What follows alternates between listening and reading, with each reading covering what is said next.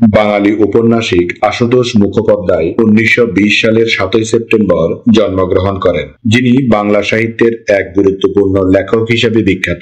তার রচনায় সমাজের সাধারণ মানুষের জীবন ও সমস্যা গভীরভাবে ফুটে ওঠে।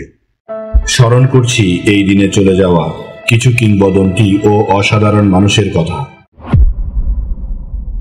মেক্সিকান প্রখ্যাত চিত্রশিল্পী হোসে ওরস্কা 1949 সালের 7ই সেপ্টেম্বর মৃত্যুবরণ করেন, যিনি তার সামাজিক বার্তাবহ শিল্পকর্মের জন্য বিশ্বব্যাপী পরিচিত।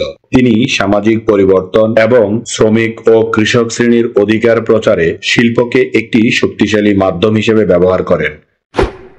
ভারতের স্বাধীনতা আন্দোলনের একজন সাহসী বিপ্লবী নেতা সুরেন্দ্রমোহন ঘোষ 1976 সালের 7ই সেপ্টেম্বর মৃত্যুবরণ করেন। তিনি ব্রিটিশ শাসনের বিরুদ্ধে ভারতের স্বাধীনতা সংগ্রামে সক্রিয় ভূমিকা পালন করেন এবং দেশবাসীর মধ্যে দেশপ্রেম জাগ্রত করেন।